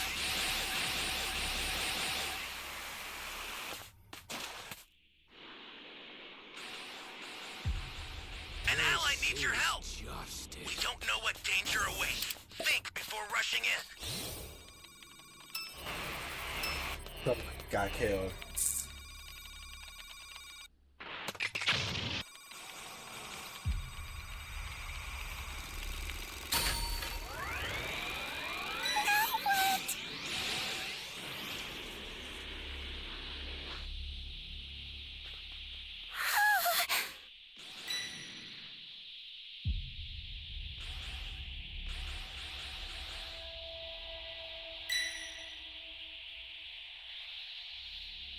Greetings.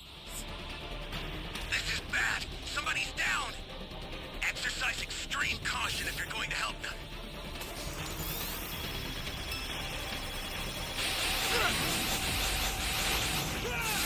Well, that's how rank is going, bro. Tend to rescue them. Watch He out for sense. enemies. Body cam. I'll destroy you. He sense. They're close.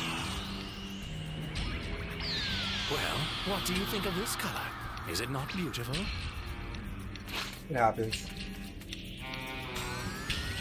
Gotta move on to the next game. And and knocks him away some more. As the students run toward the action, Mai thinks to herself that Saiyaman X1 seems familiar. Observing from his hideout, Dr. Hedo admires the Saiyaman's strength and costume, but states they can't lose the battle, commanding Beta to use his secret weapon, which the android confirms. Beta then clicks his belt and unleashes a battle jacket known as Beta number 2 and fires a missile at X1. Surprised as the explosion could mean the deaths of his schoolmates, X1 redirects the missile into a lake on the outskirts of the city as it explodes not far from Dr. Hedo's hideout. X1 then charges in and delivers a few punches and kicks to knock down Beta 2, but he ends up tumbling near Mai in the process and she falls over. As Beta 2 turns around, he and Dr. Hedo notice the stolen disc in Trunks' bag. Mai stands up to flee, but Beta grabs hold of her before she can escape, much to X1's anger. Before he can act, Beta launches multiple missiles toward the school students. In an instant, he manages to destroy them, but Beta detaches from Beta 2, flying off with Mai as the missiles persist in X1's direction. Suddenly though, a hero rushes in and thwarts Beta 2's assault, revealing himself to be Saiyaman X2, much to the surprise of Dr. Hedo. X1 then declares the defeat of Beta and launches a steam cleaner high pressure attack at the escapee, blowing him out of the sky with enough time to rescue Mai from hitting the ground. On their way down, Mai notices a cloth on X1 that looked awfully familiar to the one future Trunks had and begins to blush as X1 takes off. He arrives near X2, who swiftly defeats Beta 2, causing him to explode. With the battle completed, the two heroes receive their admiration from the students, all except Ruler, who think they're corny, and they take off. Not long after, Trunks returns to Mai, explaining that it sucks how he missed the heroes in action while he was in the bathroom. Mai, however, continuing to blush, reveals that a forgotten feeling just came back to her and says that Saiyaman X1 is actually impressive. Trunks is surprised, prepared to reveal his secret identity to her, but Goten stops him before he can utter another word, as he almost revealed it in front of all his classmates. Mai stares up at the sky, hoping she'll meet the hero again, and Trunks stares in disappointment as he's unable to tell her. Back at Dr. Hedo's hideout, Beta returns in his underwear, apologizing for failing the mission. However, Dr. Hedo mainly acknowledges how cool the Saiyaman hero costumes were, then questions if Beta managed to get their autographs. Hedo then snaps back to the task at hand, and with his targets now identified, he can begin his work on the next androids, aiming to make them even stronger than X1 and 2 and retrieve his stolen disc. In the Cricket District, Krillin continues his investigation on the mysterious zombies that were previously spotted on Mount Butterfly, when suddenly a woman runs screaming out of a nearby shop, signaling Krillin's attention. The cop bursts in, finding a group of them in a convenience store where he plans to take them in for questioning. Coincidentally, Mai is also shopping, and when Krillin stops to acknowledge her, the zombies attempt to escape. However, Krillin stops them in their tracks, promptly arresting the three. Meanwhile, Goten heads to the city on the Flying Nimbus, stopping almost an hour later to catch the bus, as to keep his long commute a secret. After being questioned by a girl named Filer if he could set her up with Trunks for the upcoming school dance, the bus comes to a screeching halt, much to everyone's surprise. As the students look out the window to investigate, they notice a weird-looking man in the road resembling Elvis, who reveals himself as Beta number 7. Beta 7 calls out to Goten, knowing his alter ego to be Saiyaman X2, but Trunks' friend Chalk opens the back window for Goten, allowing him to escape. Goten then transforms into X2 and confronts Beta 7, swiftly attacking him, unaware of the coincidence of appearance that all of his other classmates seem to notice. Goten then effortlessly takes down Beta 7, displaying kicks and a flurry of punches that send him hurtling into the garbage, much to the android's shock. At school, Scale passes out papers for the upcoming dance, telling Trunks that Clean God himself will be in attendance. Although Trunks is skeptical at first, Scale insists it's true, as he kicks a costume of his own behind him. Staring at one of the posters around, Mai invites Trunks to the dance with her, much to his surprise, as he states that he needs to buy some new clothes. Mai, however, notices a tiny insect spy bot, which Dr. Hedo utilizes to spy on Trunks and the others. He overhears the news on Clean God and becomes elated, quickly deciding to create a female android as a date so he can attend the dance himself and meet his hero. Back at school, Trunks shares the news of Mai's invite with Goten, and as Trunks leaves to buy an outfit, Goten wonders how he'll be able to break the news to Filer. Suddenly, in the Connection side to as the he host has questions been what's going lost. on. She informs him that they're being watched and explains that the bug that they just witnessed is in league with the androids that have been monitoring them this whole time. Mai goes on to explain that she knows about Dr. Hedo being a famous scientist and notes that unless they stop him, his androids won't stop coming for them. She then states her plan to lure Hedo out using the Clean God event so she can capture him herself. When Goten questions if that was the reason why she invited Trunks to the dance, she Maki, confirms, how's your to which matches going Goten tonight? feels bad for Trunks, who believed that the invitation was genuine. Time passes and the day of the dance comes, as Mai arrives in a suit of armor while Trunks wears a fancy suit. He hands one of the attendants a bag to hold on to containing the disc belonging to Dr. Hedo, and makes his way to the stage as he awaits the appearance of Clean God. Next to Trunks stands Dr. Hedo, another eager fan, and they briefly share their love for the superhero, with Hedo noting that his precious autograph was stolen, a sentiment that Trunks consoles him on. Suddenly, Mai pulls out a weapon on the doctor, but is halted by Beta 1 who grabs it. Krillin and the police then arrive, having been tipped off by Mai, and orders everyone to freeze, aiming for the arrest of Dr. Hedo. Hedo, however, manages to use a smoke launcher concealed under his sleeve and races off in a vehicle to escape,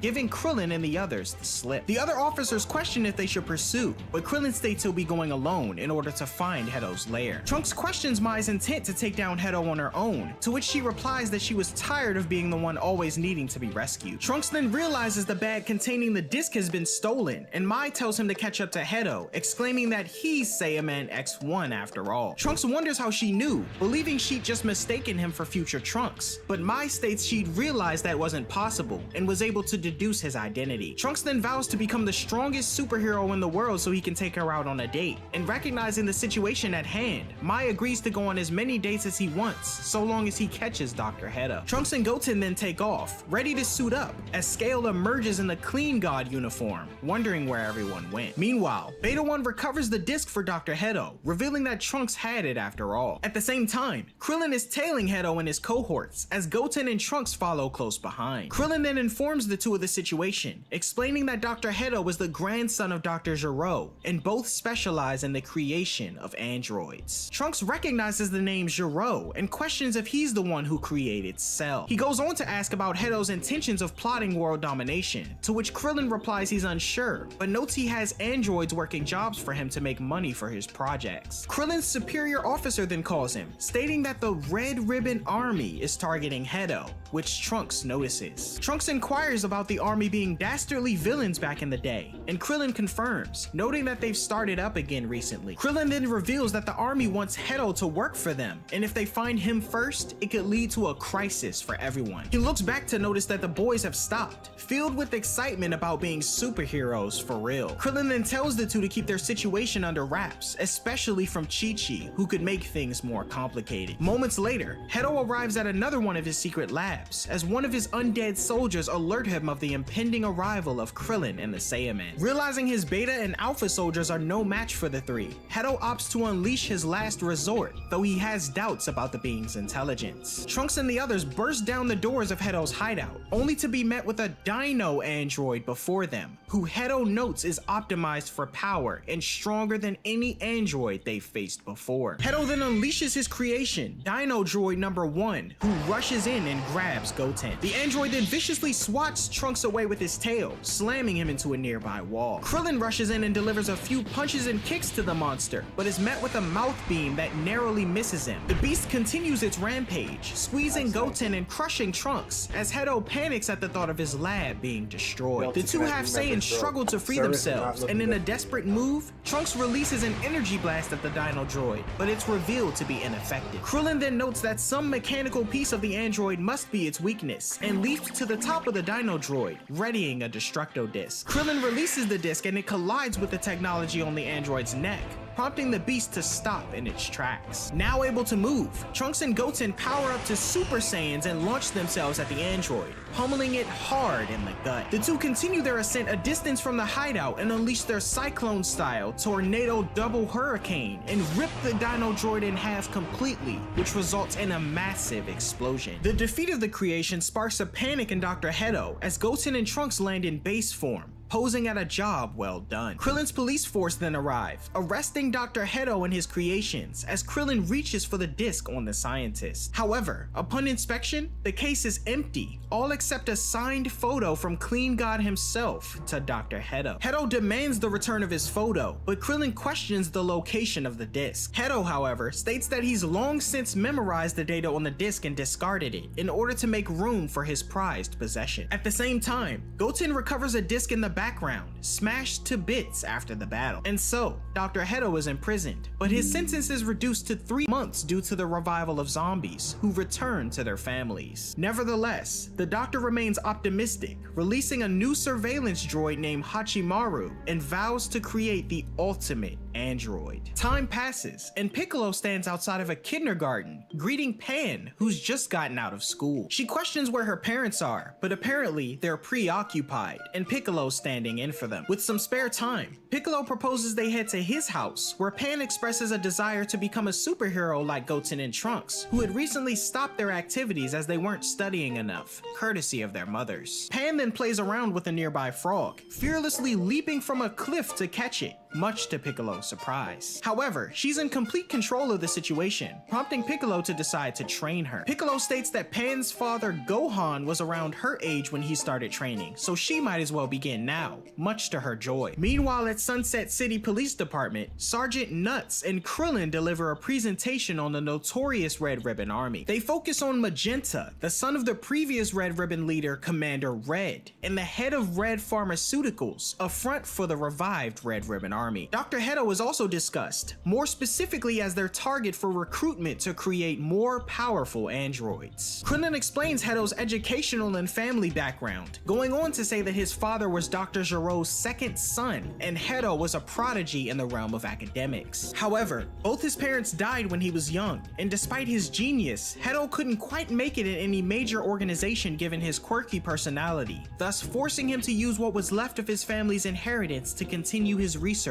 on his own. Anticipating Hedo's release from prison in 3 months, Sergeant Nuts believes it to be the opportune time for the Red Ribbon Army to approach and recruit him. She states they'll need to stop this at all costs, otherwise the world could be in serious danger. At Red Pharmaceuticals, a man in a red suit known as Carmine informs Magenta that Hedo is currently in prison, much to his displeasure. However, Carmine pledges to seize Hedo upon his release in 3 months, prompting Magenta to confirm, as he plans to make good on his father's wishes to conquer the world. 3 months later, Hedo was released from prison, but not before disarming an explosive that likely kills everyone inside. Suddenly, Magenta and Carmine pull up next to him, attempting to introduce themselves. However, Hedo was already aware of Magenta's identity, thanks to his cyborg spy bot Hachimaru, who'd been following Carmine wherever he went. Aware that Magenta is a part of the Red Ribbon Army, Hedo wants to hear more about his proposition, and the three take off in their vehicle. Nearby, Krillin, observing the events, decides to tail the group to uncover the location of their secret base, while the Magenta offers his condolences for the dear departed Dr. Gero, but Hedo is unfazed, stating that he never knew him and thus didn't care much. Surprised, Magenta explains that Gero's death was a major blow to the Red Ribbon Army, but goes on to say that Hedo's passion for android research piqued their interest and they want him to work with them. Magenta offers research, funds, and facilities, and at the same time, Hedo spots Krillin latched onto their car and deploys Hachimaru to attack him. Continuing their conversation, Hedo states that he has no intention of conquering the world, as Hachimaru rams the back of their car in an attempt to get rid of Krillin. Unbeknownst to Magenta,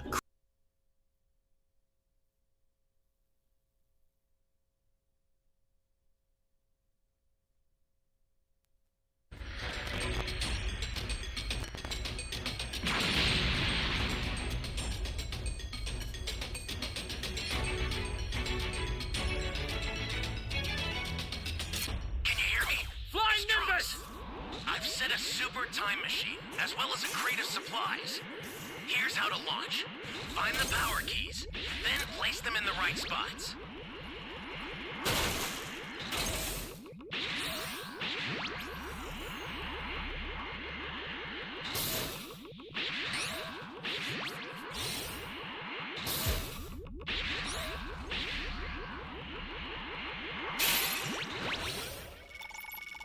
You found a power key.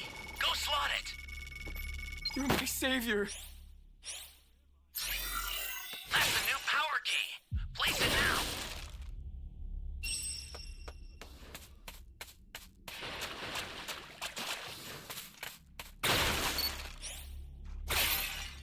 Flying Nimbus!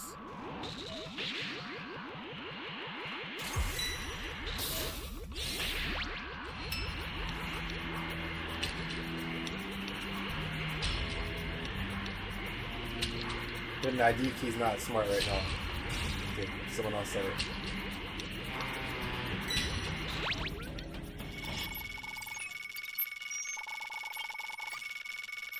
You have my thanks. Great. You know what to do with that key.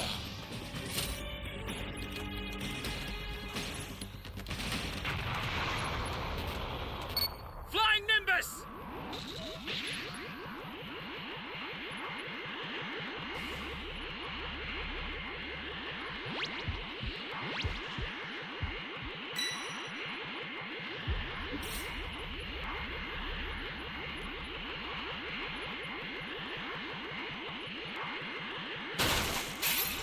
Look at that. Someone save me! An ally needs your help. We don't know what danger awaits. Think before rushing in. You be careful too, okay?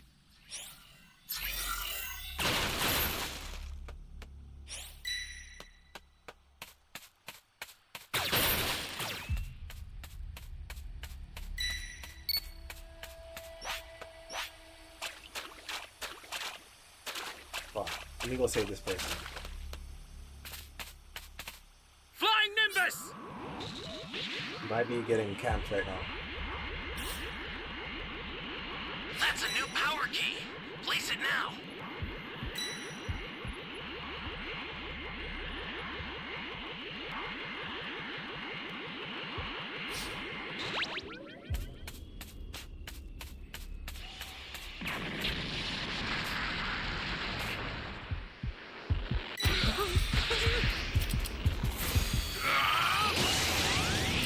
You got camped.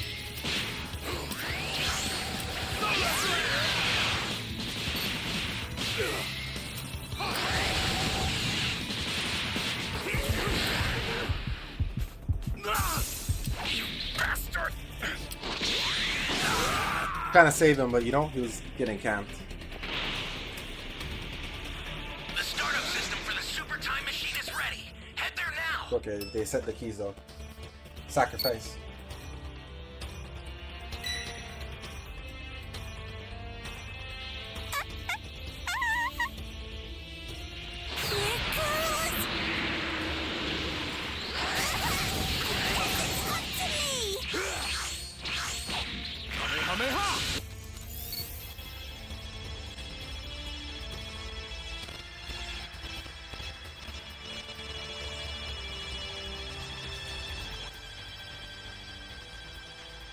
I owe you one.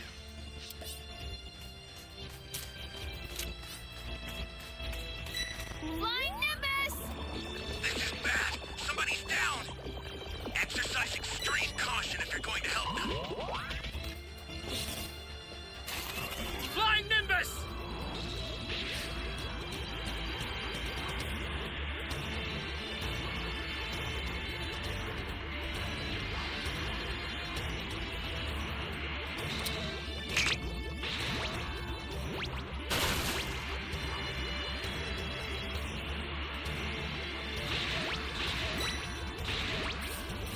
They don't have my dragon change.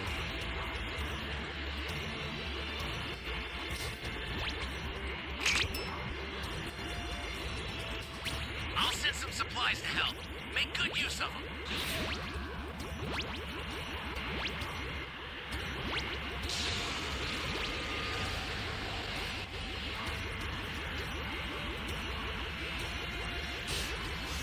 Ally down!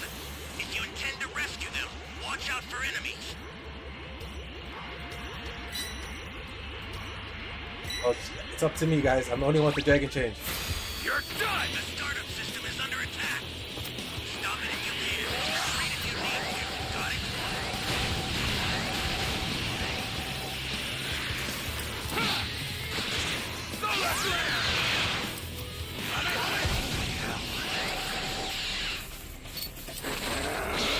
Sacrifice.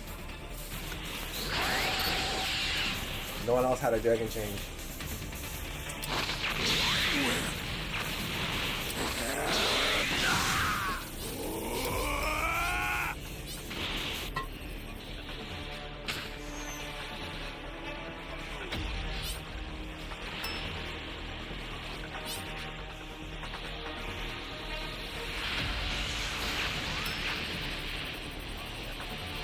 The startup system's under attack. I don't know, he could have saved that person. He had a sense to be right there. Want to get closer? This is bad. That was Somebody's scary. down. I'm so Exercise scared. extreme caution if you're going to help them.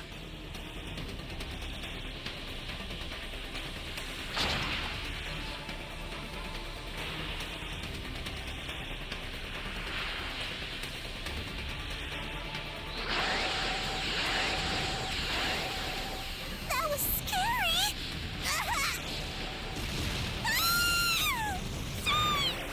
That was scary. That was scary. Down tracks, bro. The startup system's destroyed. The escape time machine's almost prepped. You need to head for the beacon that's indicated by a blue light. Ally down! If you intend to rescue This person them, had dragon watch out change. for I had no enemies. intention of fighting.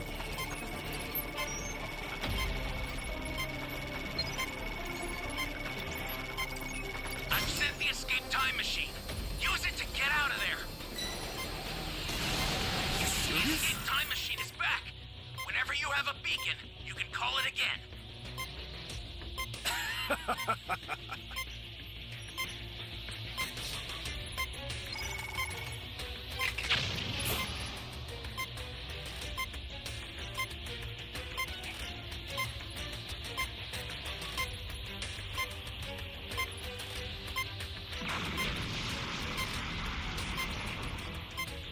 Oh, the ETM gamers are the worst. Like I had no intention of fighting. But I'm gonna end the stream now. Gotta go to bed. I've sent the escape time machine. Use it to get out of I'll be streaming again tomorrow. So if you stayed this long, I'd like to say thank you. We got some wins, we got some losses. Shout out to Mac, shout out to Dell, shout out to Super Saiyan, shout out to Goku Black, shout out to Ivy, shout out to the squad. I'll see you guys later. Have a good night. Peace.